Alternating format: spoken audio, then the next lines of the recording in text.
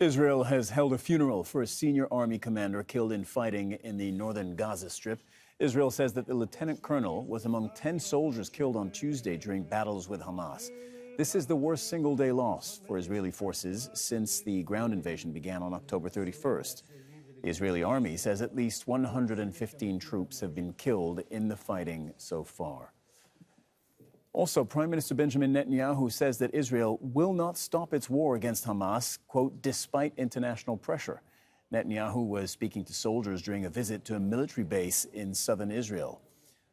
Hamdah Salhut is in occupied East Jerusalem for us. Hamdah, let's talk about this. This is the Israeli Prime Minister being very defiant after a couple of different things. One, the UN General Assembly resolution calling for an immediate ceasefire, and two, increasing criticism of him and of the war and the way that he's prosecuting it made by the U.S. president.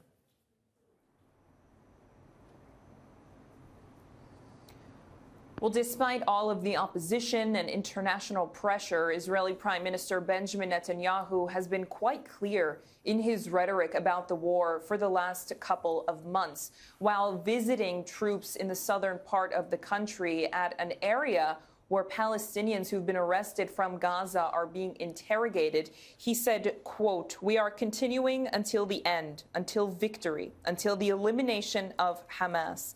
Even in the face of international pressure, nothing will stop us." These are words he has been repeating for weeks and weeks and weeks. The Israeli Prime Minister, along with other Israeli officials, say that despite whatever international pressure is coming, even from the United States, they're going to continue this war until their three objectives are met. We also heard from the Israeli Foreign Minister today, Eli Cohen, who said that Israel is going to continue this war with or without international pressure. So the Israelis are aware that in the court of public opinion, they are losing that battle, but they aren't seemingly caring because they say they have objectives that need to be reached. The Israeli foreign minister additionally said that a ceasefire is not anything the Israelis are looking for right now because it's what he says a, quote, gift to Hamas. Hamdah, talk to us about how the funerals are being absorbed in Israel. We were just looking at the pictures there.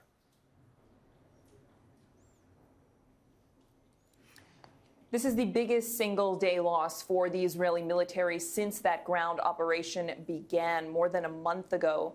The head of Israel's southern command in the military visiting commanders in the Jazeera neighborhood where that Hamas ambush took place, speaking to them, saying that there are heavy losses and heavy prices that are paid throughout this war and that there is no choice for the military but to keep going.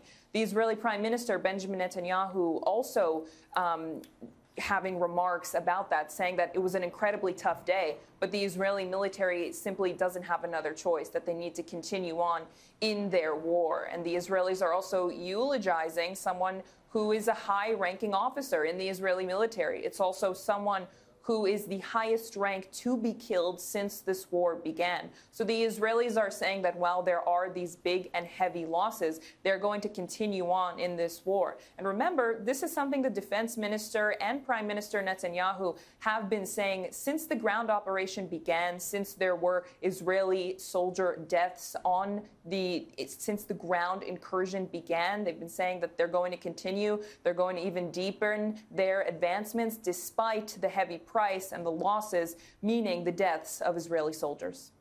Hamdah Salhut reporting from occupied East